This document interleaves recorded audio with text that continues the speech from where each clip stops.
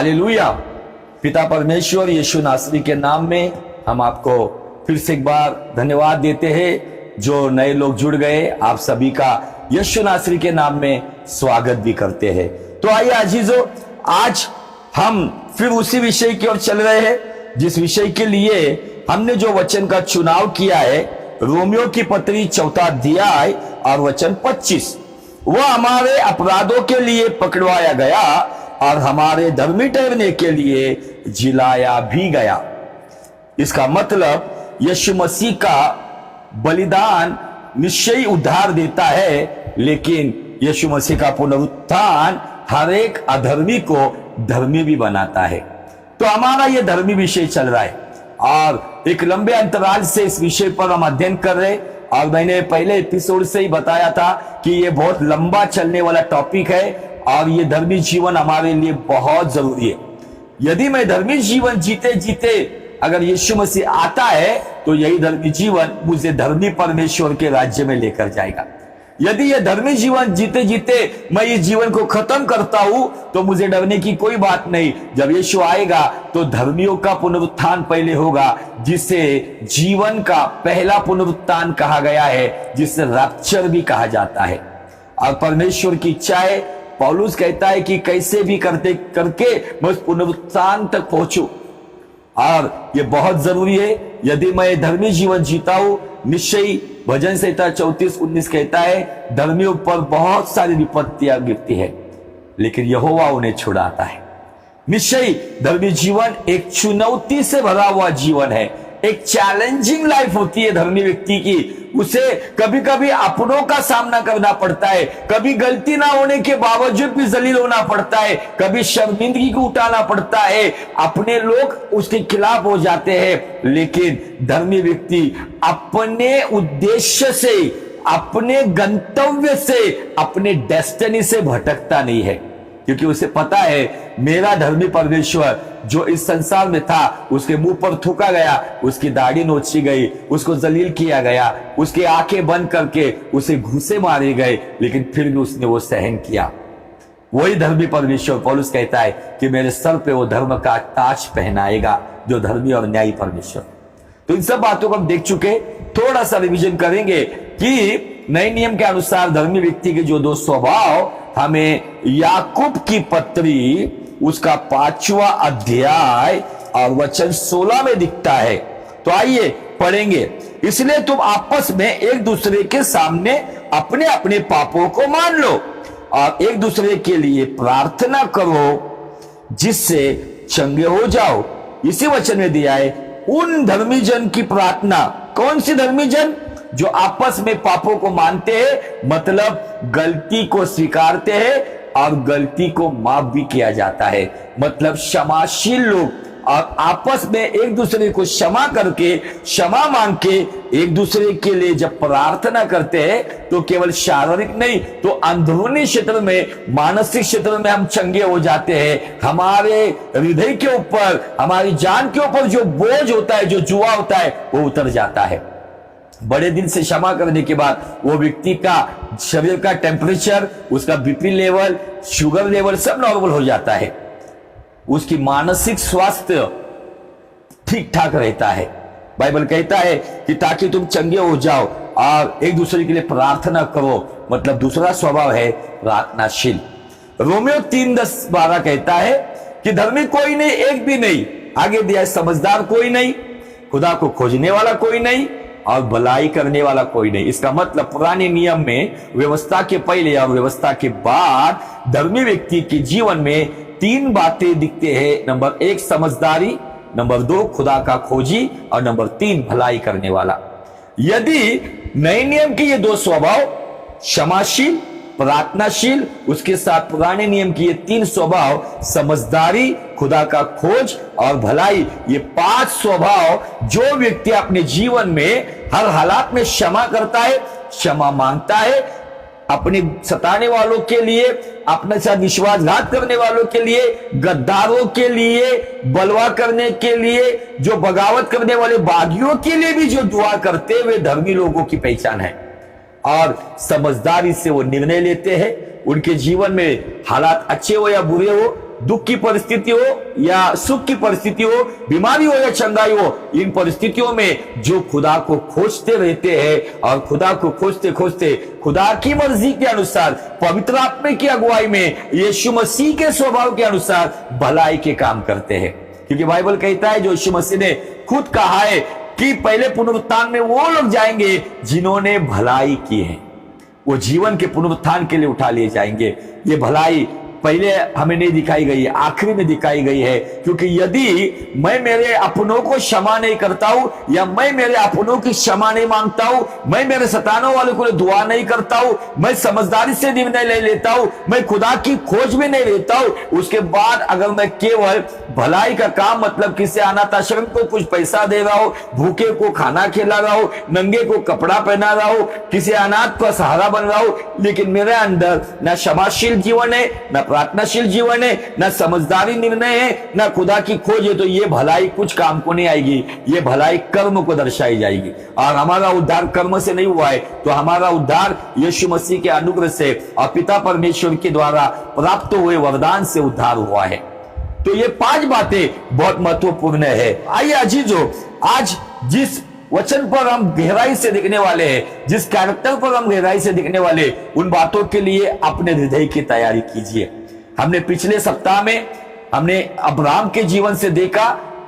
यूहन्ना 8:56 में यीशु मसीह ने कहा था, तुम्हारा बाप अब्राहम मेरे दिन देखने की आशा में था और उसने वो देखे और वो आनंदित हुआ। वो कौन से दिन थे? पिछले एपिसोड में ऑलरेडी बता चुका हूं, या आपको यूट्यूब पे चाहिए, आप यूट्यूब पर भी देख सकते हो। और ये बातें मैं अभी रिवीजन नहीं करूंगा, लेकिन धार्मिक जीवन में बढ़ने के लिए हमारे निर्णय बहुत महत्वपूर्ण होते हैं, जिसके लिए हम वचन बार बार पढ़ रहे हैं। वो वचन है गलातियों की पत्री अध्याय 6 और वचन 7 और 8। वैसा लिखा है, धोखा ना खाओ, क्योंकि बहुत सारी नाना प्रकार की डॉक्ट्रिन्स हमारे आसपास है, नाना प्रकार की गवाहियों के वीडियोस हमारे आसपास है, बहुत ज्ञानी लोग हमारे आसपास अभी नाना प्रकार के वीडियोस बना के भेज रहे हैं, अपने ज्ञान को प्रकट कर रहे हैं। लेकिन बाइबल कहती है, धोखा ना खाओ, जो आपके पास है उसमें बने रहो। आगे लिखा है, परमेश्वर ठट्टों में उड़ाया नहीं जाता, क्योंकि मनुष्य जो कुछ बोता है वही काटेगा। मनुष्य को लगता है कौन देख रहा है जवानी तो कर लो मजा, कौन हमें बोलने वाला है, किधर है अभी, क्या चर्च के अंदर ही हम लोग बहुत अच्छा बिहेव करते रहेंगे, लेकिन चर्च के बाहर हमारा जीवन अगर कहीं ना कहीं वो फिल्मी कलाकारों के जैसे, एक्टिंग करने वाले कलाकारों के जैसा होगा, तो बाइबल हमें बताता है धोखा ना खाओ, परमेश्वर ठट्टों में उड़ाया नहीं जाता। इसका मतलब उसको मोतिया बिंदु नहीं हुआ है, उसके सिंहासन पर बैठे बैठे वहां से उसकी आंखें पृथ्वी के हर एक प्राणी को देखता है, उसकी आंखें हर एक मनुष्य को देख सकती है। इतना सामर्थ्यशाली हमारा ओमनी प्रेजेंस गॉड है। वो हमारा एल शदाई परमेश्वर है, सर्वसमर्थी परमेश्वर है। आज इन बातों पर हमें ध्यान देना होगा। और 9 वचन कहता है गलाती 6:9 में, क्योंकि जो अपने शरीर के लिए बोता है, मतलब शरीर के क्षेत्र में निर्णय लेता है, वो शरीर के द्वारा, वो गलत निर्णयों के द्वारा, अपनी अभिलाषाओं के द्वारा, वासना के द्वारा, लालच के द्वारा, धोखाधड़ी के द्वारा, अपने स्वार्थ के द्वारा, शरीर के द्वारा विनाश की कटनी काटेगा। लेकिन ऐसा लिखा है आगे, जो आत्मा के लिए बोता है, जो वचन की राह पे चलता है, जो खुदा की मर्जी पे चलता है, आत्मा के लिए बोना। यूहन्ना 4:24 कहता है, परमेश्वर आत्मा है। आमीन। परमेश्वर आत्मा है। जो परमेश्वर के लिए बोता है, अपने शरीर के लिए नहीं। परमेश्वर के लिए बोना मतलब परमेश्वर के क्षेत्र में, पवित्रता के क्षेत्र में, धर्म की राह पर, मतलब आज्ञा पालन की राह पर, अधीनता की राह पर, खुदावन की मर्जी पर जो आत्मा के लिए बोता है, बाइबल कहती है वो आत्मा के द्वारा, मतलब परमेश्वर के द्वारा अनंत जीवन की कटनी काटेगा। आपको अनंत जीवन की कटनी काटना है या अनंत मरण की या मृत्यु की कटनी काटना है, यह आपका निर्णय है। आज हम जो भी है अतीत में लिए हुए निर्णय की वजह से आज हम यहाँ है। अगर हमारा भविष्य सुधर जाए, भविष्य में हमारे अच्छे दिन रहे, भविष्य में हमारा परिवार अच्छा रहे, भविष्य में हमारा कामकाज अच्छा रहे, बिजनेस अच्छा रहे, सेवकाई अच्छी रहे, तो वर्तमान में हमें शरीर के लिए, मतलब अपने लाभ के लिए, अपने स्व के लिए, अपने मय के लिए नहीं, तो आत्मा के लिए, मतलब परमेश्वर के लिए बोना जरूरी है। ये बोना मतलब निर्णय लेना। और हम अब्राहम के बहुत सारे निर्णय देख चुके, लेकिन आज हम मूसा के जीवन के निर्णय देखेंगे।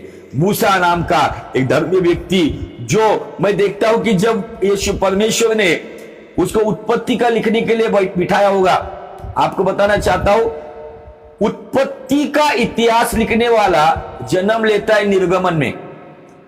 बड़ी तादाद में आदाम से लेके उसके पीढ़ी तक हर व्यक्ति का लेखा जोखा लिखने वाला जन्म लेता है निर्गमन में। अब लिखते लिखते वो इतना मगन हो गया, परमेश्वर कहता है मूसा इस संसार में सबसे अधिक नम्र व्यक्ति है। वो लिखते लिखते उसको ये भी नहीं समझ में आ रहा है कि वो खुद के लिए लिख रहा है।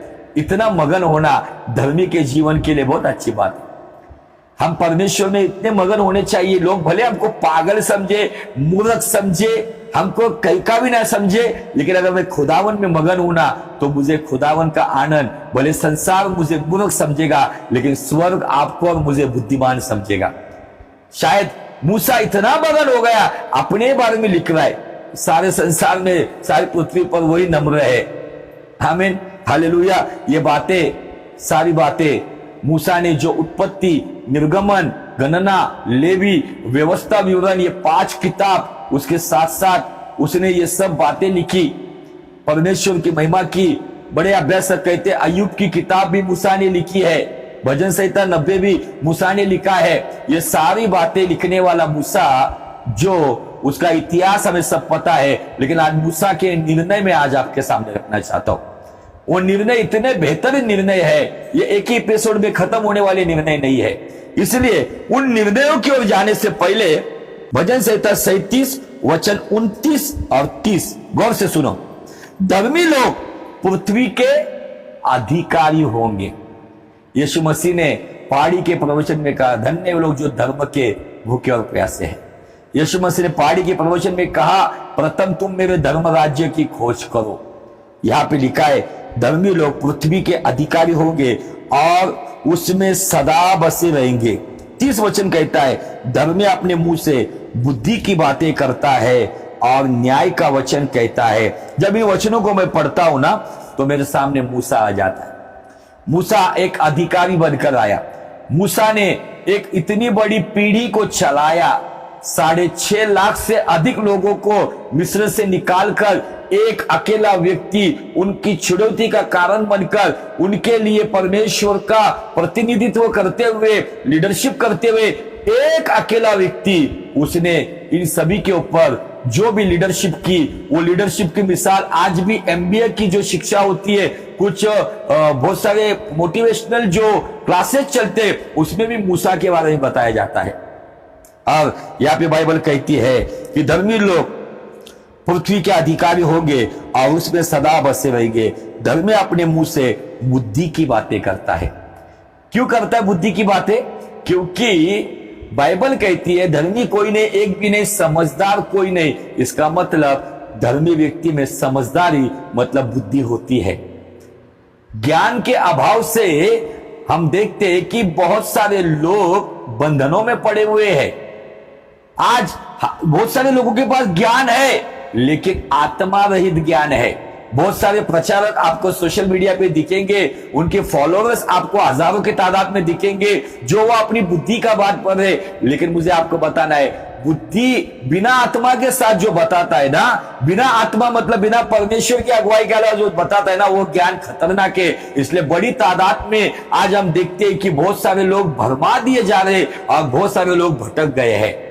खरी शिक्षा जो अपने अपने को कह रहा है, लेकिन ये खरी शिक्षा कहने वाले बीच में से ही भटक जाते हैं। ऐसे अटपट बात बता देते हैं, ऐसी कोई बात जो नॉन बिब्लिकल बात बता देते हैं, उस पे से आपके लिए ये चिन्ह है कि ये केवल ज्ञान है, लेकिन परमेश्वर का आत्मा नहीं है। धर्मी के अंदर परमेश्वर का आत्मा समझदारी से वो बुद्धि का इस्तेमाल करता है, जिसके द्वारा लाखों लोगों को छुटकारा मिलता है। हालेलुया। आगे ऐसा लिखा है, उनकी बुद्धि की बातें करता है और न्याय का वचन कहता है। आज न्याय का वचन कहने वाले बहुत कम प्रचारक है। आज जो वो कानों को गुदगुदी हो, दिल को अच्छी लगी, अच्छी अच्छी बातों सुनने के लिए वहां पे भीड़ लगा रहे हैं, लेकिन इन दिनों में हमें न्याय का वचन कहने वाले लोग चाहिए, क्योंकि वो समय आ गया है जो आमोस नबी ने बता दिया है कि वो समय आ गया है वचन सुनने का अकाल, रोटी खाने का नहीं, वचन सुनने का अकाल। अभी वचन तो सुनने को मिलते ही नहीं है, केवल मनोरंजन, कॉमेडी, बेडरूम का colour, mobile number, birthday, death का डेथ, ये सारी बातें बताने वाले ओझा लोगों के जैसे प्रचारक आ गए हैं जो केवल एंटरटेनमेंट, मनोरंजन का काम कर रहे हैं। लेकिन आपको और मुझे इन दिनों में परमेश्वर के सत्य वचन की तलाश में उस सत्य मार्ग में चलना होगा।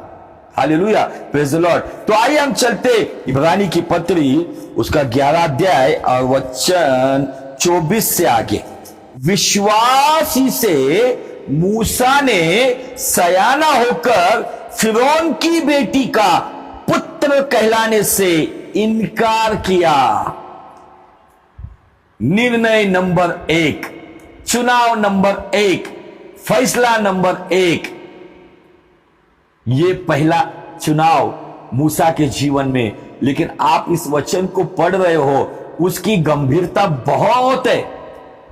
इस एक वचन में मूसा ने यहां पे एक बात हमें बताई जाती है। कुछ लोग कहते हैं इब्रानी की पत्री पता नहीं किसने लिखा है, कुछ लोग कहते हैं, लेकिन मैं इब्रानी की पत्री को जब पढ़ता हूं तो इब्रानी की पत्री के बारे में मुझे यहां पे पौलुस का ही मुझे यहां पे प्रभाव ज्यादा करके दिखता है, क्योंकि जो बातें वहां पे दिखी है रेवलेशन के बारे में, क्योंकि अद्भुत रेवलेशंस, प्रकाशन इब्रानी की पत्री में, भले लिखने वाला लेखक कोई भी हो, लेकिन समझ, बुद्धि और अनुग्रह देने वाला पवित्र आत्मा और यीशु मसीह है।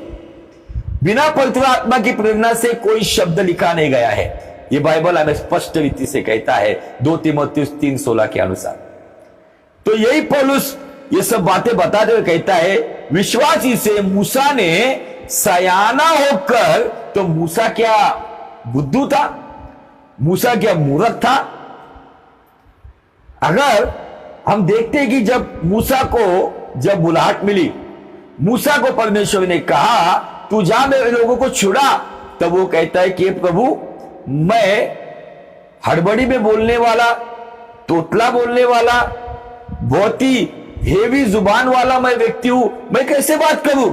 लेकिन मैं थोड़ा सा इस वचन के बाद आपको स्तिफनुस के पास लेके जाना चाहता हूं। बहुत से बार हम देखते कि मूसा एकदम बहुत हेवी और बहुत क्या कहते हैं कि एक अलग ऐसी जुबान की जो जुबान खुल नहीं पाती है, बहुत सारे लोग बात कर नहीं पाते हैं, हड़बड़ाते रहते हैं। लेकिन मूसा के बारे में स्तिफनुस को एक रेवलेशन मिला, और वो रेवलेशन क्या है वो मैं आपके सामने बताता हूं। प्रेरितों की किताब 7वां अध्याय और वचन 21 से लेके आगे। जब फेंक दिया गया तो फिरौन की बेटी ने उसे उठा लिया। इसी फिरौन की बेटी का पुत्र होने का उसने इनकार किया। मैं यहां से इसलिए पढ़ रहा हूं कि 20 वचन से पढ़ूंगा तो यहां पे दिया कि उस समय मूसा उत्पन्न हुआ, वह परमेश्वर की दृष्टि में बहुत ही सुंदर था। वो 3 महीने तक अपने पिता के घर में पाला गया। जब फेंक दिया गया तो फिरौन की बेटी ने उसे उठा लिया और अपना पुत्र करके उसे पाला, उसको संभाला, अपने औलाद समझकर उसको सीने से लगाया। लेकिन इस जज्बाती रिलेशन में ना रहते हुए, मिस्र की औलाद ना रहते हुए, शानो शौकत का लाभ ना उठाते हुए, जिगर चाहिए उसके लिए खुलेआम। आज हमारे जीवन में आज खुलेआम हम ये बात बताना चाहिए, हम फिरौन की बेटी के पुत्र नहीं है, हम सियोन की बेटी के पुत्र है, हम यरूशलेम कन्या के पुत्र है, हम स्वर्गीय पिता के परमेश्वर के पुत्र है या कन्या है। आगे ऐसा लिखा गया है, मूसा को मिस्रियों की सारी विद्या पढ़ाई गई और वो वचन और कर्म दोनों में सामर्थ्य था। ये इसलिए मैंने आपको पढ़वाया कि आपको थोड़ा कुछ बातें समझाने के लिए। बाइबल कहती है जब उसको झाड़ियों में दर्शन हुआ तब वो परमेश्वर के सामने कहता है, मैं तो बहुत ही हेवी जुबान वाला हूं, मेरी जुबान बहुत ही बोझ से भरी हुई है, मैं हड़बड़ा के बात करने वाला हूं, मैं कैसे जाऊं? परमेश्वर ने गुस्सा किया उसके ऊपर, हमने बहुत से बार पढ़ा है निर्गमन में। लेकिन ये मूसा एक्चुअल में ऐसी बात क्यों कर रहा था? उसने फिरौन की बेटी का पुत्र होने का इनकार किया। उसमें यह भी बात आती है जो परमेश्वर के सामने जलती झाड़ियों में उसने मिस्र के ज्ञान को लेकर वो परमेश्वर के सामने नहीं आया। कभी कभी बहुत सारे लोग हैं ना, अपने सोशल जो ज्ञान है, जो सेक्युलर वर्ल्ड का जो ज्ञान है, जागतिक ज्ञान को लेकर आते हैं और चर्चेस में ऐसा समझते कि वो हम कुछ है। इसीलिए वो लोग चर्चेस में आते हैं, जैसे किसी म्युनिसिपल कॉर्पोरेशन की स्टैंडिंग कमेटी होती है, वैसे कुछ लोग जगत का ज्ञान लेकर परमेश्वर के एल्डरशिप में या उस कमेटी में आते हैं और वहां पे पॉलिटिक्स शुरू हो जाता है। मूसा झूठ नहीं बोल रहा था। मूसा जब मिस्र छोड़कर निकला, मिस्र से उसको निकाल दिया गया। जब वो वहां पे मिद्यान में आया, जहां पर सिप्पोरा के साथ वो रह रहा था, उसके बाप के, उसके ससुर के भेड़ बकरियां चरा रहा था, उसे होरेब पर परमेश्वर ने जलती झाड़ियों में दर्शन दिया। जब परमेश्वर ने बात की, तब उसने ये नहीं कहा कि मुझे मिस्रियों से वो विद्या मिली है, मुझे मिस्रियों से वो ज्ञान मिला है। उसने अपने आप को उन 40 सालों में मिस्रियों के ज्ञान से खाली कर दिया। आज बहुत सारे लोग हैं ना, अपने पास्ट का, अपने अतीत का, अपने बेहतरीन एक्सपीरियंस का, सभी प्रकार के बहुत सारे काले पीले धंधे के एक्सपीरियंस का, उस ज्ञान का इस्तेमाल कुछ लोग मिनिस्ट्री में और चर्चेस में करते। तो यह खतरनाक बात है। मूसा हमें सिखाता है। मूसा परमेश्वर के सामने जब गया तो उसने खुलेआम कबूला, परमेश्वर मैं तो बहुत ही बोझ भरा हुआ जुबान से हूं, मैं तोतला बोलने वाला हूं, मैं एकदम बहुत ही हेवीनेस के होठों का आदमी हूं, मैं कैसे बात करूंगा। लेकिन परमेश्वर ने उसकी सुनी नहीं। उसके लिए हारून का बंदोबस्त किया गया। परमेश्वर ने कहा हारून तेरा मुंह बंद कर जाएगा। लेकिन आगे जाके हम देखते कुछ बातें हारून भी बोला और बहुत सारी बातें मूसा भी बोला। Hallelujah, praise the Lord. क्या हुआ यहां पे? ये 24 वचन कहता है विश्वास ही से, बिना विश्वास से कुछ नहीं होता। ये इब्रानी का 11 अध्याय विश्वास वीरों की लिस्ट है। यहां पे बाइबल यहां पे कहती है मूसा ने विश्वास ही से सयाना होकर फिरौन की बेटी का पुत्र कहलाने से इनकार किया। आमीन। आज ये फिरौन की बेटी क्या है? ये मिस्र की कन्या है। इसे प्रॉफिटिकली आज बहुत सारे देखते हैं ना, प्रॉफिटिकली केवल तुम्हारे घर का बेडरूम का कलर कैसा है, इसे प्रॉफिटिकल नहीं कहा जाता है। तुम्हारे गाड़ी का नंबर कोई बताएगा, आपका फोन नंबर कोई बताएगा, आपका बर्थ डेट कोई बताएगा, आपके घर में कोई प्रभु में सो गया उसका डेथ वाला डेट बताएगा। इसे प्रॉफिटिक नहीं कहते। प्रॉफिटिक जो है अतीत की जो बातें हैं, वर्तमान में मुझे कौन सा हियाव दे रहा है, वर्तमान में मुझे कौन सी बातों में ताड़ना दे रहा है, वर्तमान में कौन सी बातों से मुझे अगुवाई कर रहा है, उसे कहता है प्रॉफिटिक वर्ड। ये भविष्यवाणी, ये भविष्यवक्ताओं ने पूरा मसीहत का माहौल बिगाड़ के रखा। ये होना भी चाहिए, क्योंकि यही चिन्ह है यीशु मसीह के आने के लिए। क्योंकि यीशु मसीह ने कहा था अंत के समय में ये सारा होने वाला है। ऐसे अभी तो कुछ नहीं है अजीजों। रोड के ऊपर मुर्दे उठाएंगे लोग, रोड के ऊपर बड़े बड़े चिन्ह चमत्कार होंगे, और बाइबल कहती है कि ये सारी बातें देखकर चुने हुए लोग भी वहां पर बगावत करके उनके ग्रुप में, उनके गट में चले जाएंगे, उनके संघ में चले जाएंगे, अपने चर्चेस को छोड़कर। इसीलिए आपको इन दिनों में विश्वास से सयाना होना होगा। एक हमारे मराठी भाषण में दिया है, विश्वास से वो प्रौढ़ हो गया, मतलब मैच्योर्ड हो गया। आज मैं आपको बताऊं, हमारे मसीहत में बहुत सारे लोग आपको दिखेंगे, वो उम्र से तो बहुत मैच्योर्ड और प्रौढ़ है, बुजुर्ग है, लेकिन बर्ताव में अभी भी बच्चे हैं, कच्चे बच्चे हैं। उनके निर्णय गलत हो रहे, उनकी बात बकवास आती है, जो नहीं बोलना है वो बकवास बात बोल देते हैं। इसीलिए हमें नंबर 1 पर एक बात दिखती है, हमें विश्वास से सयाना होना होगा। हमें विश्वास से, हमारे जगत के ज्ञान से हम सयाने नहीं होंगे। परमेश्वर के वचन, परमेश्वर की संगति, पवित्र आत्मा का मार्गदर्शन, यीशु मसीह का अनुग्रह हमें सयाना बनाएगा। इसीलिए तो बाइबल कहती है ना, ज्ञानियों को लज्जित करने के लिए परमेश्वर मूर्खों का इस्तेमाल करता है। उन मूर्खों की गिनती में राजू ठाकुर भी है। मैं अपने आप को कोई सयाना नहीं समझता, लेकिन मुझे पता है कि जब मैं परमेश्वर को समर्पित होता हूं तो मैं नहीं तो वो मुझसे, मेरे अंदर से बात करता है। वो मेरे द्वारा बात करता है और दुनिया को दिखाता है। Hallelujah, praise the Lord. ऐसा लिखा है आगे, इसीलिए कि उसे पाप के थोड़े दिन के सुख भोगने से परमेश्वर के लोगों के साथ दुख भोगना अधिक उत्तम लगा। यहां पे जो निर्णय उसने लिया, फिरौन की बेटी का पुत्र होने का इनकार करना, मतलब ऐशो आराम का त्याग करना। फिरौन की बेटी के पुत्र होने का इनकार करना मतलब जगत के मान सम्मान का इनकार करना। मेरे पास हमारे महाराष्ट्र में एक मसीह संगठन शुरू हुई और मैं इन मसीह संगठनों से सहमत नहीं हूं। किसी को अगर मेरा सुझाव पूछना है तो मैं कह सकता हूं मैं इनसे सहमत नहीं हूं। ये संगठनाएं क्यों खुल रही है? ताकि मसीहों को उस संगठन के द्वारा आंदोलन किया जाए। प्रारंभ की कलीसियाओं ने अपने बच्चों को उनके सामने शेर और जो टाइगर है, लायंस है, उन्होंने उनके बच्चों को उनके सामने खाया, लेकिन उन्होंने आंदोलन नहीं किया। उन्होंने फिर भी परमेश्वर के राज्य के लिए अपने जीवन का बलिदान किया।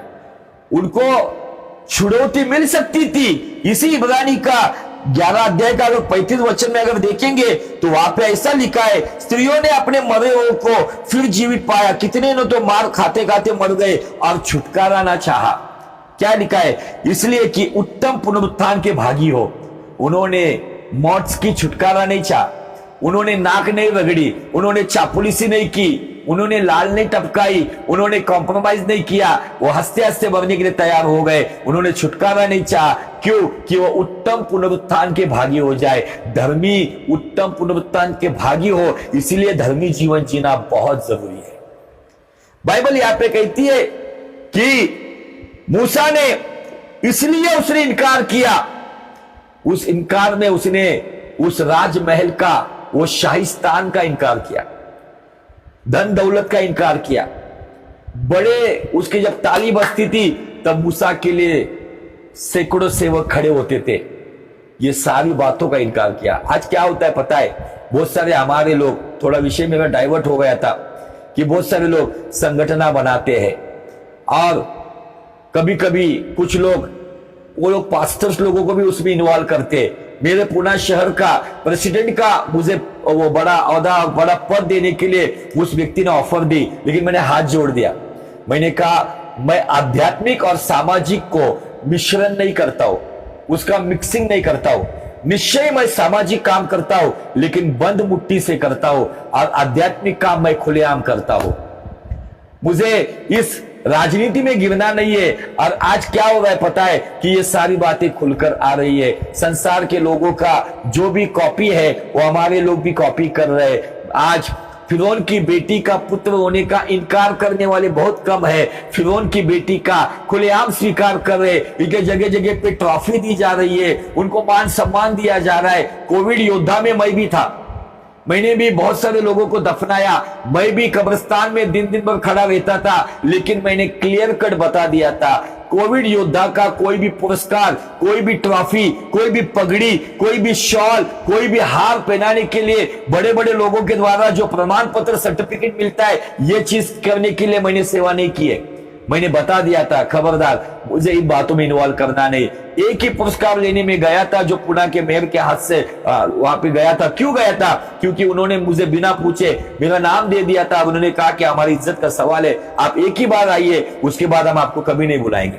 मैंने भी शर्त रखी थी, आऊंगा मैं, लेकिन मैं वहां पे कुछ नहीं बोलूंगा, वहां पे कुछ मेरा वहां पे स्पेशल इंट्रोडक्शन की जरूरत नहीं है, मैं ट्रॉफी लेके उतर कर आ जाऊंगा। आज फिरौन की बेटी का इनकार करने के लिए इस निर्णय को लेकर आज हमारे जवान नहीं चल रहे। जो चल रहे उनको राजू ठाकुर सल्यूट करता है। आज दुनिया के संसार के साथ हमारे लोग उसके साथ समरूप होना चाहते हैं। अगर दुनिया के लोग आईफोन यूज करते तो यहाँ पे माँ बाप की उनकी एक्चुअली हैसियत नहीं है, लेकिन माँ बाप को ऊपर प्रेशर दिया जाता है, हमें भी ये चाहिए, हमें भी बड़ी बड़ी बाइक्स चाहिए, हमें भी ऐशोआराम चाहिए, हमको भी वैसे फोन चाहिए, वैसे कपड़े चाहिए, वैसे ब्रांड हमें चाहिए। ये फिरौन की बेटी का पुत्र होने का स्वीकार करने वाली संतान, मैं बताना चाहता हूं, भले वो मसीह परिवार में जन्म लेने वाली हो, आराधना करने वाली हो, वचन को जानने वाली हो, लेकिन ये उनके जीवन के लिए एक खतरनाक बात बनती जा रही है। बाइबल यहाँ पे कहती है कि वो उसे इनकार किया। ऐसा कहा गया है, इतिहास ऐसा कहता है कि उस वक्त मूसा के सामने इतना सोना रखा था। ये बात डिस्कवरी के ऊपर, उस हिस्ट्री चैनल के ऊपर ये बात मैंने सुनी थी। कहा गया है 80,000 टन, 80,000 टन सोना मूसा को ऑफर किया गया था। 80,000 टन मतलब कितना किलो सोना था वो। इतना सोना मिस्र में था। क्यों था पता है? यूसुफ के जमाने में जो पिरामिड्स बनाए गए थे, जो धान लेने के लिए, गेहूं चावल लेने के लिए जो सारी दुनिया मिस्र में आती थी, तब इतना सोना वहां पे इकट्ठा हुआ था। लेकिन बाइबल कहती है कि उसने फिरौन की बेटी का पुत्र, मतलब इन सभी बातों का अधिकार से अपने आप को उसने घटाया। यीशु मसीह स्वर्ग का राजकुमार होने के बावजूद वो साधारण मनुष्य बनकर इस संसार में आया। उसने भी अपने अधिकार को त्याग दिया, अपने मान सम्मान को त्याग दिया। मूसा की कुछ बातें यीशु मसीह के साथ सिमिलर हमें दिखती है, उसके जीवन से, चमत्कार से। लेकिन यहां पे एक बात महत्वपूर्ण हमें दिखती है 25 वचन में, इसलिए उसने इनकार किया कि इसलिए कि उसे पाप में थोड़े दिन के सुख भोगने से, मतलब वो महल में था, ऐशो आराम में था, उसके हाथ के नीचे हजारों नौकर चाकर था। मैं आपको बताना चाहता हूं, जो कमिंग फारो जो था, जो फिरौन जो था, वो मूसा हो सकता था, जो अभी राजकुमार बोल के वो राजकन्या का पुत्र था। लेकिन कुछ समय के बाद फिरौन की राजगद्दी मूसा को मिल सकती थी। उसने उस राजगद्दी को भी लात मार दी, ठोकर मार दी। क्यों मार दी? बाइबल यहां पे कहती है इसलिए कि उसने परमेश्वर के लोगों के साथ दुख भोगना अधिक उत्तम लगा सुख भोगने से। आज क्या हो रहा है? आज हमारे लिए भविष्यवाणियां सुख भोगने की आ रही ना। तुम्हारे एटीएम कार्ड को तेल लगाओ, बैंक में पैसा आएगा, मिरेकल मनी आएगा, परमेश्वर ये करेगा, फलाना करेगा, वो करेगा। सारी नौटंकी चल रही है, सुख भोगने का प्रचार, जिसे प्रॉस्पेरिटी टीचिंग जो वेस्टर्न कंट्रीज से, अफ्रीकन कंट्रीज से हमारे भारत में आ रही है, और कुछ हमारे बुद्धिजीवी सेवक उसको अपना रहे हैं। अब लोगों को कहते हैं ऐशो आराम की जिंदगी जियो। इसलिए कुछ लोगों के चर्च के नाम भी है king palace church, palace church. मुझे तो हंसी आती है सब नाम सुनकर। जो पैलेस में रहने वाला वो कुटिया में आके जन्म लेता है। हमारी क्या औकात है हम पैलेस में पैलेस का चर्च बनाए? प्रारंभ की कलीसिया में पैलेस चर्च नहीं थे। प्रारंभ की कलीसिया में घर घर झुग्गियों में चर्च चलते थे। वहां से पकड़ पकड़ कर उनको सताया जाता था, उनको मारा जाता था। आज की कलीसिया में आज के प्रचारक जो वेस्टर्न कंट्रीज में जा रहे या वेस्टर्न कंट्रीज से आ रहे, सुख भोगने की बात के ऊपर, प्रॉस्पेरिटी की बात के ऊपर, धन दौलत की बात के ऊपर, ऐश्वर्य की बात के ऊपर, करोड़ों रुपए मिलने की बात के ऊपर, मिरेकल मनी की बात के ऊपर आज ये सब बातें आ रही। लेकिन बाइबल का परमेश्वर मूसा के द्वारा हमको बता रहा है, उसने निर्णय लिया, उसने फिरौन की बेटी का पुत्र होने का इनकार किया। उसने निर्णय लिया सुख का भोग करने से अधिक मैं मेरे लोगों के साथ दुख का भोग करूं, वो मुझे अच्छा लगता। क्या निर्णय आज आपका?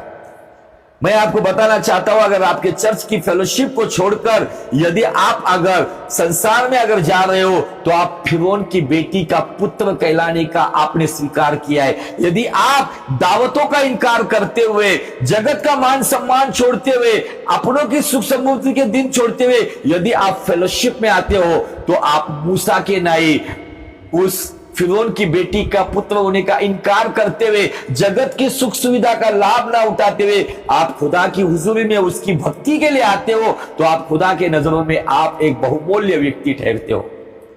इसीलिए तो एक वचन जब मैं पढ़ता हूं, थोड़ा सा आपको अलग दिशा में लेके जाना चाहता हूं। भजन संहिता का अध्याय 84 उसका 10 वचन क्या कहता है, देखो गौर से सुनो। क्योंकि तेरे आंगनों में का एक दिन और कहीं के 1000 दिनों से उत्तम है। आगे देखो, दुष्टों के डेरे में वास करने से अपने परमेश्वर के भवन की डेवड़ी पर खड़ा रहना मुझे अधिक भावता है। आज के दिनों में हम देखते लोगों के कन्वीनियंट को देखते हुए दिन मुकर्रर करते हैं। आज बहुत सारे लोग कभी कभी फेलोशिप के दिन पिकनिक को चले जाते हैं। इन लोगों को परमेश्वर के संतान कहने का कोई अधिकार नहीं है। भक्ति के दिन मुझे इन बातों का त्याग करना होगा। फिरौन की बेटी का पुत्र और कन्या होने का इनकार करना होगा और दुनिया के सुख सुविधा में सुख का भोग लेने से अधिक मेरे परमेश्वर के लोगों के साथ घुटनों के बल आकर आंसू के साथ प्रार्थना करते हुए उपवास प्रार्थना में, संडे चर्च में, यूथ मीटिंग में, लेडीज सेल मीटिंग में, जेंट्स सेल मीटिंग में वहां आकर खुदा के साथ समय बिताना, यदि आप ये योग्य निर्णय लेते हो तो धर्मी का ये योग्य निर्णय उसे धर्मी जीवन में आगे बढ़ाएगा और धर्मी जीवन में बलवान करेगा। और ऐसे धर्मी जन की प्रार्थना के प्रभाव से बहुत कुछ हो सकता है। Hallelujah, praise the Lord. Bible यहां पे कहती है, बहुत सारी बातें मैं इसमें से आपको बताने वाला हूं, लेकिन अभी मैं रुकने वाला हूं क्योंकि मेरा समय खत्म हो रहा है। आगे ऐसा लिखा है, उसने मसीह के कारण निंदित होने को मिस्र के भंडार से बड़ा धन समझा। यहां पे अब रुक जाएंगे। मैं समझ में नहीं आ रहा है मुझे कि आप यहां पे मसीह आया किधर से, मूसा को मसीह मिला कहां से, मूसा को मसीह का दर्शन हुआ कहां से। बाइबल कहती है यीशु मसीह ने कहा कि तुम्हारा बाप अब्राहम मेरे दिन देखने की आशा में आनंदित हो गया, उसने मेरे दिन देखे। लेकिन यहां पे लिखा है यहोवा के लिए नहीं, मसीह के लिए निंदित होना उसने मिस्र के धन से अधिक माना। इसलिए यीशु मसीह ने कहा कि मेरे खातिर धर्मी जीवन जीते वक्त यदि लोग आपकी निंदा करेंगे तो दुखी मत होना, आनंदित होना, क्योंकि स्वर्ग में तुम्हारा प्रतिफल बढ़ रहा है। आज इन दिनों में हमें हमारे निर्णय आज क्या है, मैं मिस्र के धन को अधिक प्यार करता हूं या मसीह के लिए निंदा, अपमान, यातना उठाने के लिए मैं प्रयत्न या मैं निर्णय लेता हूं। तीन निर्णय यहां पे दिखते हैं इन तीन वचनों में। नंबर एक, विश्वास से सयाना होकर प्रथम उसने डायरेक्टली जाकर फिरौन की बेटी को कहा, ए तूने मुझे पानी से निकाला होगा, लेकिन मैं मिस्री नहीं हूं, I am not Egyptian, I am Israelites. मैं इजिप्शियन नहीं हूं, मैं मिस्री नहीं हूं, मैं इजराइली हूं। भले तूने मुझे पाला पोसा, भले तूने मुझे राजकुमार बनाया, लेकिन अभी मैं सयाना हो गया हूं। मैं इस संसार का, मैं इस मिस्र का नहीं हूं, मैं आसमानी परमेश्वर की संतान हूं, जिसने मेरे मां के गर्भ में आने से पहले मेरा चुनाव किया है। अभी समय है मैं चुनाव करूं, इस संसार को मैं तुच्छ जानूं, संसार की बातों को तुच्छ जानूं और परमेश्वर की बातों को उच्च जानूं। मिस्र के फिरौन की बेटी का पुत्र होने का इनकार करना मतलब संसार के साथ समरूप होना, तो अपने मन का नवीनीकरण करते हुए अपने खुदावन की प्रतिष्ठा और उसकी इबादत करना, यह पहला निर्णय।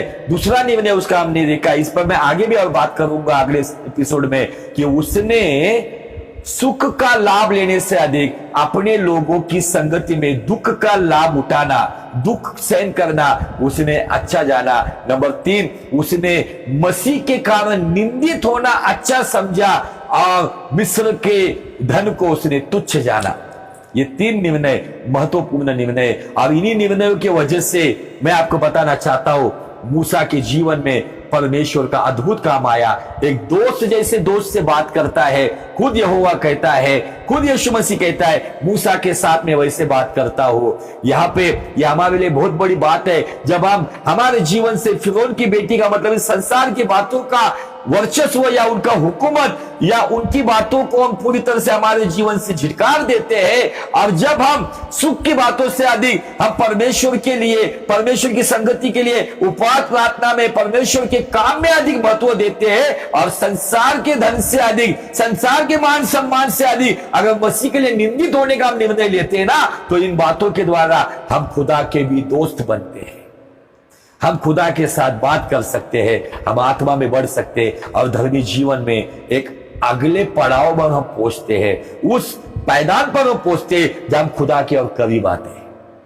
मुझे आज यही एक नींव आज डालनी थी मूसा के जीवन से। इन बातों को थोड़ा आप भी अध्ययन करो। अगले एपिसोड में हम और गहराई में जाने वाले हैं और नई नई बातों के ऊपर हम मनन करने वाले हैं और इन बातों से हम जांचने वाले, आत्म परीक्षण करने वाले, क्या हमारे निर्णय आज इन दिनों में, इस संसार में, हमारे परिवार में, हमारे कामकाज में, नौकरी में, एजुकेशन में, सेवकाई में, क्या हमारे निर्णय फिरौन की बेटी के पक्ष में, क्या हमारे निर्णय मिस्र के धन के पक्ष में है, क्या हमारे निर्णय मिस्र के मान सम्मान के क्षेत्र में, क्या हमारे निर्णय मिस्र की सुख सुविधा के क्षेत्र में?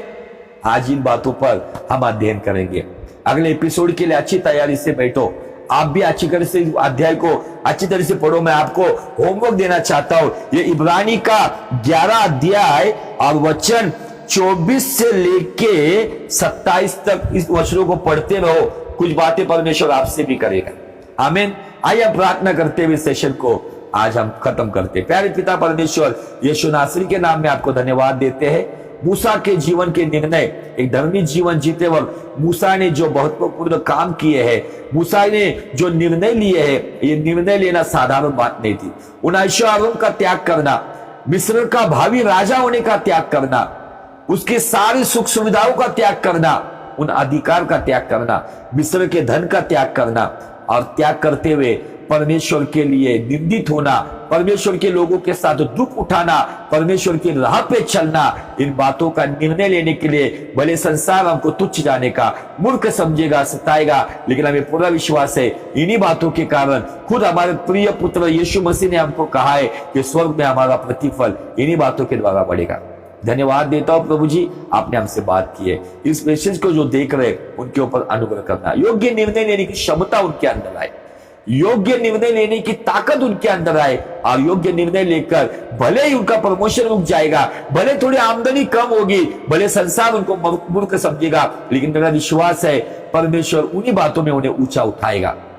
धन्यवाद देते, आपकी महिमा करते। आपने अद्भुत रीति से हमसे बात की। जो बीमार है उनको छीन लेना, उनके जीवन में काम करना, इस मैसेज के द्वारा हर एक का जीवन परिवर्तित करना और योग्य निर्णय लेने के लिए, योग्य फैसला करने के लिए, योग्य चुनाव करने के लिए यीशु नासरी के नाम में हे स्वर्गीय पिता, पवित्र आत्मा की अगुवाई में तेरे लोगों को चला। धन्यवाद देते, आपकी महिमा करते, यीशु नासरी के नाम में मांगते थे, सुन और ग्रहण कर पिता। आमीन। परमेश्वर आपको बहुत बहुत आशीषित करे।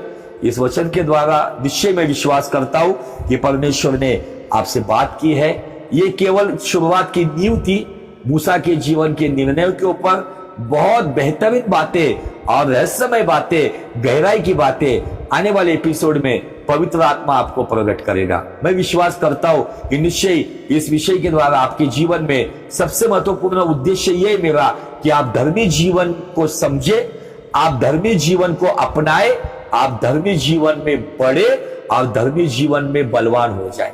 यह उद्देश्य है मेरा इस मैसेज के द्वारा, जो परमेश्वर का उद्देश्य है। यदि आप धर्मी जीवन को समझेंगे, यदि आप धर्मी जीवन को अपनाएंगे, यदि धर्मी जीवन में आप बढ़ेंगे, यदि धर्मी जीवन में आप बलवान होंगे, तो निश्चय याकूब 5:16 के अनुसार आप जैसे धर्मी जन के प्रार्थना के प्रभाव से अब तक जो नहीं हुआ ना, तो ये आप जैसे धर्मी जन की प्रार्थना के प्रभाव से बहुत कुछ होगा जो आंखों ने नहीं देखा, कानों ने नहीं सुना, मनुष्य के चित्त में नहीं आया। ऐसी अलौकिक और अद्भुत बातें आपके द्वारा परमेश्वर आपके क्षेत्र में करेगा। आमीन। खुदा ने आपको बहुत बहुत आशीषित करे। इस मैसेज के द्वारा अगर सच में आपको आशीष मिली है, प्रोत्साहित किया गया आपको, तो इस मैसेज को हो सके ज्यादा से ज्यादा शेयर कीजिए, ताकि और लोग अपने जीवन में फिरौन की बेटी का पुत्र होने का इनकार करते हुए, दुनिया की सुख सुविधा का इनकार करते हुए, धन दौलत का इनकार करते हुए, परमेश्वर के राह पे चलने का चुनाव करते हुए धर्मी जीवन में आगे बढ़ेंगे। खुदा ने आपको बहुत बहुत आशीष करे। May God bless you.